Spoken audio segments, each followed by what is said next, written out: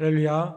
오늘 복되고 복된 주일을 맞이하여 함께 예배하는 우리 성도들에게, 또 영상으로 함께 예배하는 우리 모든 성도들에게 하나님의 놀라운 은혜가 가득하기를 간절히 축복합니다.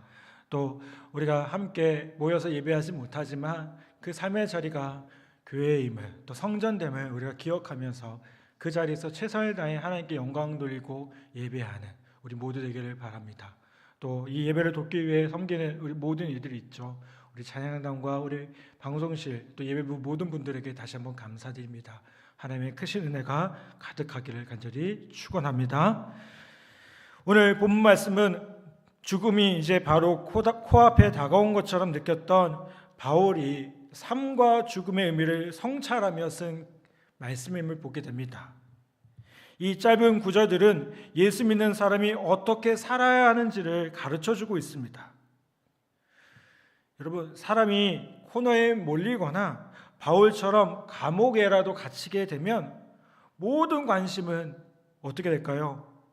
거기로부터 빠져나오는데 힘쓰는 것이 보통입니다. 그런 과정에서 양심이나 인생의 통찰 같은 것은 생각할 여유를 잃게 됩니다. 그런데 오늘 본문에 나오는 이 바울의 모습을 보면 그런 내공이 만만치 않음을 보게 돼요. 바울의 관심은 단순한 물리적 생존 그 이상에 있었음을 보게 됩니다. 바울은 오늘 본문의 처음을 이렇게 고백합니다. 이것이 너희의 간구와 예수 그리스도의 성령의 도우심으로 나를 구원에 이르게 할 줄 아는 고로 라고 말씀합니다. 여기서 이것이라는 것은 바울에게 일어났던 일들, 즉 바울의 투옥과 재판과 관련된 그 모든 상황들을 가르쳐 줍니다. 바울은 이런 어려운 상황에서 결국 이 상황조차 자신의 구원으로 이룰 것을 말합니다. 그렇다면 여기서 구원이란 무엇을 뜻하겠습니까? 이건요, 단순히 감옥에서 석방을 의미하고 있지는 않아요. 20절 이하에 보면 바울은 자신의 석방에 대해서 확신하지 못했고요, 자신이 사형당할 수도 있다고 생각하고 있음을 보게 됩니다. 여기서 말하는 구원은요, 20절 내용과 비교해 볼 때 믿음을 지키는 것, 자신의 믿음이 진짜로 드러나는 것, 진보를 이뤄내는 것을 우리가 그렇게 해석할 수가 있음을 보게 됩니다. 그래서 20절에서 더 분명하게 이야기합니다. 나의 간절한 기대와 소망을 따라 아무 일에든지 부끄러워하지 아니하고 지금도 전과 같이 온전히 담대하여 살든지 죽든지 내 몸에서 그리스도가 존귀하게 되게 하려 하나니 라고 말씀합니다. 여러분, 바울은요, 이 임박한 재판에서 사느냐 죽느냐를 떠나서 어떻게 하기 원했습니까? 담대히 믿음을 지키기를 원했다는 거예요. 신앙인으로서 부끄럽지 않고요, 어떤 상황에서든지 그리스도를 높이기를 원했던 겁니다. 그리고 바울은 실제로 그렇게 살았어요. 바울의 마지막 유언과도 같은 디모데후서 4장 7절에 보면 이렇게 말씀합니다. 나는 선한 싸움을 싸우고 나의 달려갈 길을 마치고 믿음을 지켰으니 라고 말씀합니다. 여러분, 바울은 어떻게 했어요? 선한 싸움을 싸웠고요, 그 달려가기를 마쳤을 때 그 끝까지 믿음을 지켰던 바울의 모습을 보게 됩니다. 여러분, 우리가 예수 믿다 보면요, 여러 가지 위기와 유혹을 경험할 때가 옵니다. 신앙생활 한다고요, 다 좋은 일만 생깁니까? 어떤 목사님은 그렇게 얘기하시더라고요. 근데 저는 거짓말하고 싶지 않아요. 신앙생활 한다고요, 예수 믿었더니 그 다음 날부터 뱃살이 다 빠지고 초고속으로 승진하고 시험 볼 때는 공부 안 한 것까지 생각난다면 누가 예수님을 안 믿겠습니까? 근데 현실은 그렇지가 않아요. 오히려 예수 그리스도의 뒤를 따라서 작은 예수로 살아갈 때 어떻습니까? 이웃사랑을 실천하고 복음을 전하기 위해 선교지에 간 숭고한 영혼의 소유자들이요 폭도들에게 붙들려서 고난을 당합니다. 여러분, 우리 믿음의 선배들이 그렇지 않았습니까? 부다에서 신앙생활하는 우리 믿음의 선배들을 보면요 쉽지 않아요. 믿음을 지키려고 노력했던 신앙인들이 오히려 어려움을 당하고요, 불이익을 당하고요, 정말 극한 상황에 이르기도 하는 것을 보게 됩니다. 자, 그러면 우리는 어떻게 해야 됩니까? 그럼에도 불구하고요, 그냥 이거를 쉽게 생각하고 아무렇지 않게 생각하면 안 돼요. 우리는 끝까지 믿음을 지켜야 돼요. 우리는 바울처럼 아무 일에든지 부끄럽지 않고 살든지 죽든지 담대히 믿음을 지키는 삶을 살겠노라고 결심하고 결단해야 된다는 겁니다. 여러분, 그런데 이런 삶이 가능하기 위해서 필요한 것이 뭐냐면 바로 19절에 나오는 성도들의 중보 기도임을 보게 돼요. 19절에서 뭐라고 말씀합니까? 이것이 너희의 간구와 예수 그리스도의 성령의 도우심으로 나를 구원에 이르게 할 줄 아는 거로 라고 말씀합니다. 여러분, 바울은요 빌립보 성도들의 기도 때문에 믿음을 지킬 수 있게 되었다고 말하고 있어요. 여러분 생각해 보십시오. 바울이 어떤 인물이에요? 영적인 거장 아니겠습니까? 이 바울보다 더 믿음을 순수하게 지켰던 인물이 어디 있겠습니까? 그런데 이 영적인 거장도요 뭐라고 얘기합니까? 나는 혼자 설 수 없습니다. 나는 혼자 설 수 없습니다. 그래서 기도가 필요하고 교회가 필요하고 성도들이 필요합니다라고 바울이 이야기하고 있다는 거예요. 상 여러분, 우리는 믿음 안에서 함께 동역하고 있습니다. 아멘. 우리가 함께 예배할 때 우리가 떨어져 있지만 분명히 우리가 온라인으로 예배할 때 우리가 서로를 위해서 동역하고 계신 줄 믿습니다.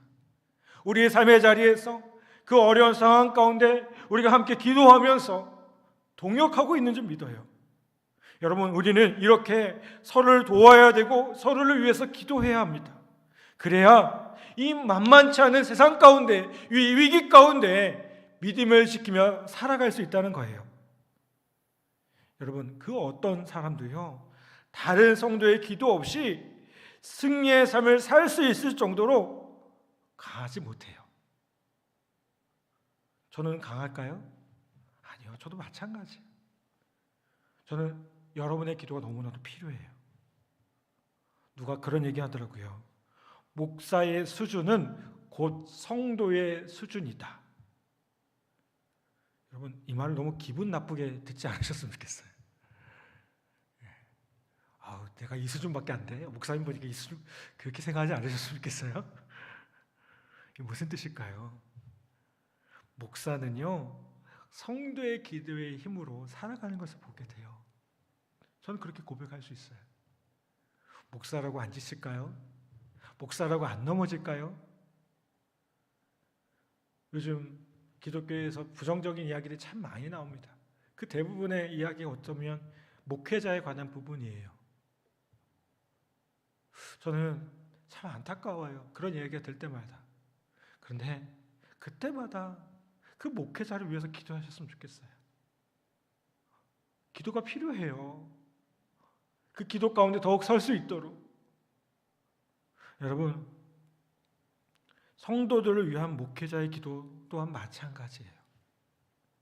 저도 이렇게 기도 수첩을 가지고 다니면서 생각날 때마다 기도하거든요. 여러분, 기도를 위해 서로를 위해 기도의 지원을 하기를 간절히 부탁을 드립니다. 19절 말씀을 자세히 보면요, 기도와 성령의 공급이라는 것은 아주 긴밀하게 연결되어 있음을 보게 됩니다. 이 말이 무슨 뜻일까요? 우리가 누군가를 위해서 기도하잖아요. 그러면 하나님께서 그 사람 안에 어떻게 하실까요? 성령의 충만함을 주시고 그렇게 함으로 믿음을 지킬 수가 있다는 겁니다.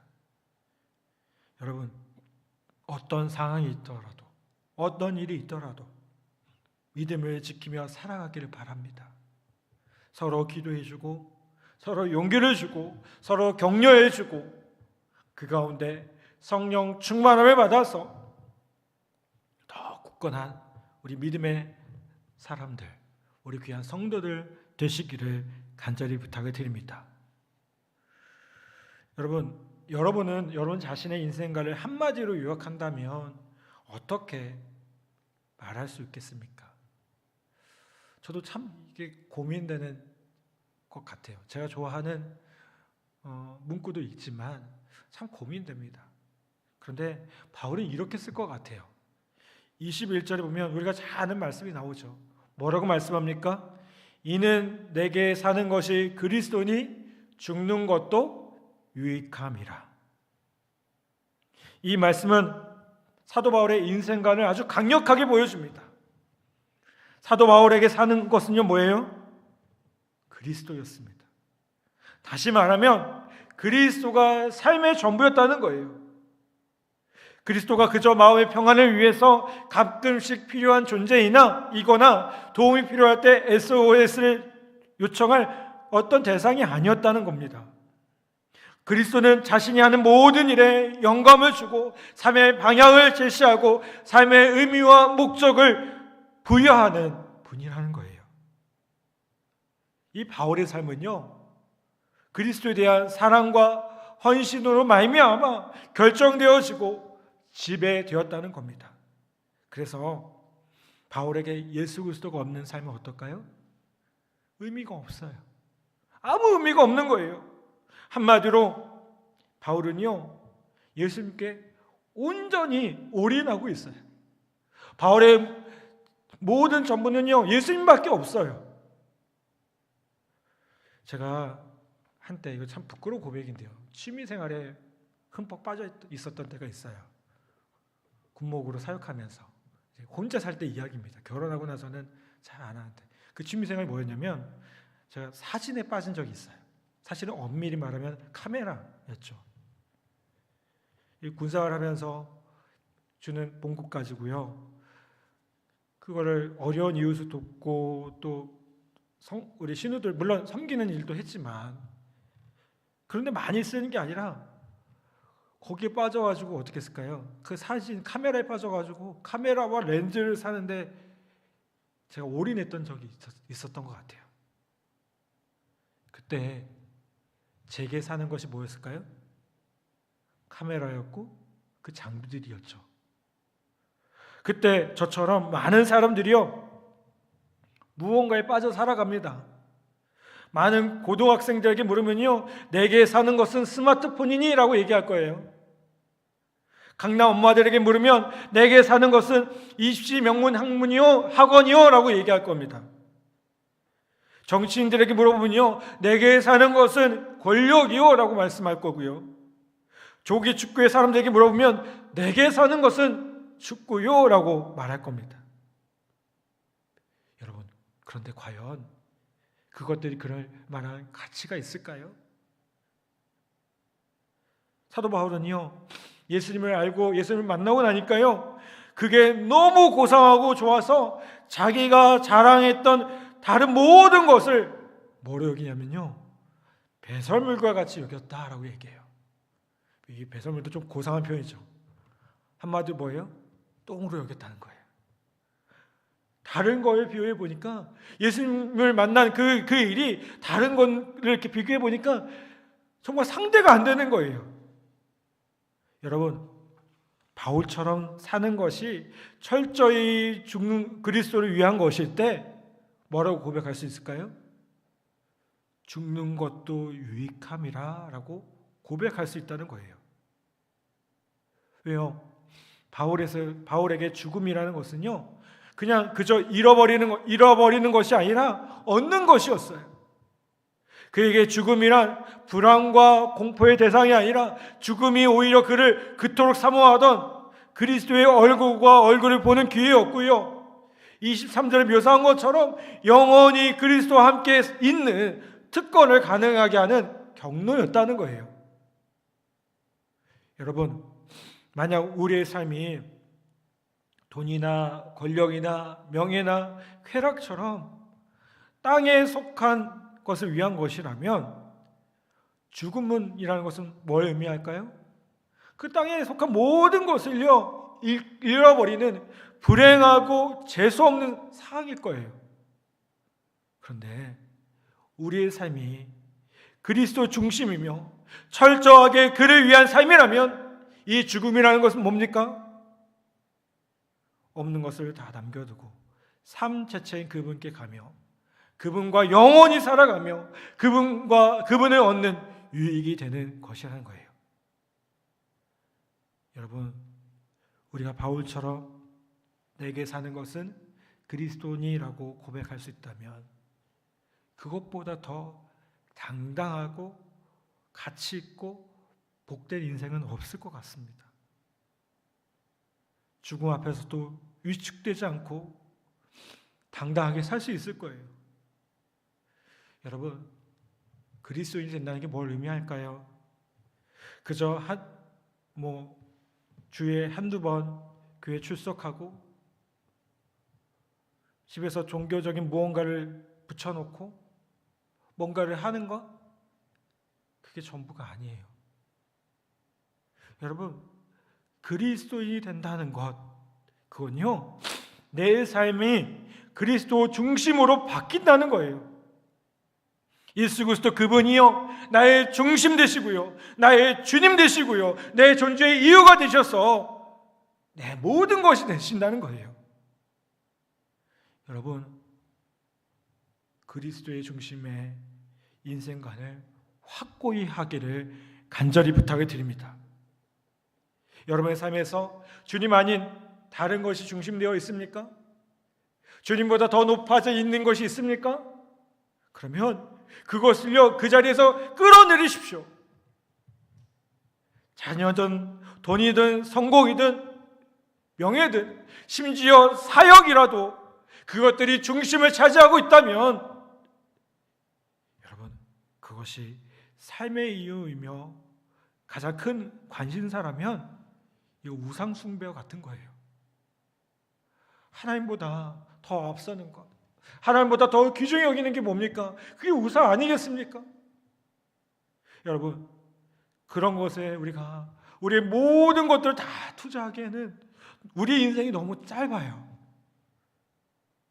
제가 여기 장로님도 계시고 또 선배님도 계셔서 좀 부끄럽지만 사실 제가 좀 나이를 먹으면서 요즘 그런 생각이 들어요. 시간이 참 빨리 간다. 시간이 참 빨리 간다. 여러분의 시간이 어떻습니까? 그저 한없이 20대일 것 같습니까? 아니, 한없이 젊은 날일 것 같습니까? 저는 군생활을 하는 우리 병사들한테도 그런 얘기해요. 한없이 너희가 20대일 줄 아니냐? 저도 그럴 줄 알았어요. 제가 25살에 목사 안수 받았거든요. 아무도 놀라지 않으시네요. 제가 이래봬도 내년이면 목회한 지 20년 됩니다. 목사 된 지. 근데 저도 한없이 그럴 줄 알았어요. 근데 어느덧 목사 된 지 제가 20년 돼 가고 있어요. 여러분, 우리 인생은요, 너무나도 빠르게 지나가요. 너무나도 짧은 거예요. 특히 이 코로나 시대를 살아가면서 우리가 경험하는 게 뭡니까? 우리의 인생이 어떻게 보면 낭비되어지는 인생처럼 느껴질 수도 있다는 거예요. 여러분, 그렇다면 우리가 좀 더 가치 있는 것에 우리의 중심을 둬야 되지 않겠습니까? 우리가 그리스도인으로서 보다 가치 있고 보다 의미 있는 것에 우리의 인생을 집중해야 되지 않겠습니까? 우리가 흔히 선택과 집중이라는 말을 자주 씁니다. 뭐예요? 가치 있고 우선순위 된 것에 우리의 집중을 하는 거예요. 거기에 우리의 선택을 하는 거예요. 나머지는 좀 집중하지 않아도 돼요. 여러분, 우리에게 선택과 집중을 해야 될 것이 무엇일까요? 우리 인생에 보다 가치 있는 것에, 의미 있는 것에 우리의 선택과 집중을 할 수 있는 그런 지혜를 가진 우리 모두 되기를 간절히 바랍니다. 바울은 감옥에서 삶과 죽음의 옵션에 대해서 생각해 봤어요. 물론 이것의 결정은요, 바울의 몫이 아니었습니다. 그럼에도요, 바울은 살고 죽는 것을 생각했습니다. 그런데 이것이 그에게 딜레마에 빠지게 합니다. 22절에 보면 그러나 만일 육신으로 사는 이것이 내 일의 열매이신데 무엇을 택해야 할지 나는 알지 못하노라 라고 말씀합니다. 연이어서 나온 두 구절에서도요, 그는 그 자신의 고민을 더 자세하게 적습니다. 23절, 24절에 보면요, 내가 그 둘 사이에 끼었으니 차라리 세상을 떠나서 그리스도와 함께 있는 것이 훨씬 더 좋은 일이라 그렇게 하고 싶으나 내가 육신으로 있는 것이 너희를 위하여 더 유익하리라. 지금 바울은 무슨 얘기하고 있어요? 바울은 살고도 싶었고 죽고도 싶었다는 거예요. 개인적으로 생각하면 죽는 것이 더 좋았어요. 왜요? 그 죽는 것 자체가 단순히 이 세상에서의 삶이 끝나는 것이 아니라 뭐예요? 주님과 함께 영원히 거하는 것이기 때문에 그렇죠. 근데 바울은 또 뭐 얘기했어요? 사는 것도 의미가 있다. 그것이 주님을 위한 봉사였고 빌립보 교회 성도들에게 유익한 일이라는 거예요. 그래서 바울의 결론이 무엇일까요? 25절, 26절의 말씀입니다. 내가 살 것과 너희 믿음의 진보와 기쁨을 위하여 너희 무리와 함께 거할 이것을 확실히 아노니 내가 다시 너희와 같이 있으므로 그리스도 예수 안에서 너희 자랑이 나로 말미암아 풍성하게 하려 함이라. 아멘. 자, 이 말씀에 보면 놀랍게도요, 바울의 모든 관심이 어디에 있나요? 빌립보 교회 성도들에게 있어요. 그가 살아있을 경우 빌립보 교회 성도들이요, 믿음의 진보와 기쁨에 도움이 될 것을 알았습니다. 그것은 그들이 그리스도 안에서 자랑할 것이 많도록 하는 결과를 가져올 것이라는 거예요. 여러분, 사람은 본성적으로 어떤가요? 참 이기적이잖아요. 그래서 이 시대의 키워드를 뭐라고 얘기합니까? 자아실현, 자기개발이라고 해요. 실제로 이렇게 서점에 나가보면 그런 책들이 참 많아요. 근데 여러분, 그렇게 살아가기 때문에 다른 사람들은요, 말 그대로 out of 안중이에요. 안중에도 없어요. 그저 나만 행복하면 되고요, 그저 나만 좋으면 돼요. 근데 문제는 이런 삶의 태도가 우리를 더 행복하게 하느냐라는 것이죠. 여러분, 나 중심적인 삶이 과연 우리의 인생을 더 풍요롭게 합니까? 우리를 더 행복하게 하나요? 우리에게 더 기쁨을 가져옵니까? 저는 솔직히 아닌 것 같아요. 연예인들이 열심히 뭔가를 하다가 갑자기 위기가 올 때가 있대요. 그래서 위기 가운데 뭘 하느냐? 뭔가 이렇게 더 쾌락적이고 더 자극적인 것들을 요구한다는 거죠. 근데 이 연예인들이 그것을 벗어나게 하는 방법이 무엇이냐? 특히 크리스천 연예인들은 그러면서 뭐 하냐면 남을 돕는 일들을 많이 해요. 왜요? 아니, 내가 높은 자리에 있어 보고 그 인기라는 걸 유지하기 위해서 몸부림쳐 봤는데 그게 전부가 아닌 것을 아는 거예요. 그래서 어떻게 해요? 보다 가치 있는 일이 무엇일까? 보다 의미 있는 일이 무엇일까? 생각해 보니까 남을 돕는 일이 그런 것이라는 거죠. 어떤 결혼식에서요, 주례 목사님이 신랑과 신부에게 3가지 키워드에 대해서 말하면서 권면을 합니다. 그 키워드 뭐였냐면 우리, 서로, 함께였다고 해요. 그리고 이 목사님이, 주례 목사님이 한 가지를 덧붙입니다. 뭐라고 얘기했느냐? 지금부터 나라는 말은 잊어버리라. 여러분, 우리도 그럴 필요가 있을 것 같아요.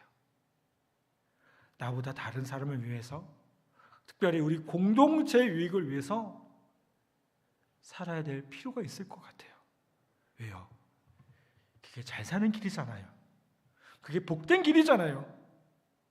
물론 조금 나를 위해서 살아도 꼭 잘못된 것만은 아니에요. 근데 그것보다 다른 사람의 유익을 위해서 좀 놓을 필요가 있는 거예요. 왜요? 예수님이 그렇게 하셨고 바울이 그렇게 했고요. 우리의 신앙의 선배들이 그렇게 살아왔어요. 나만을 생각하면서 살지 않았어요.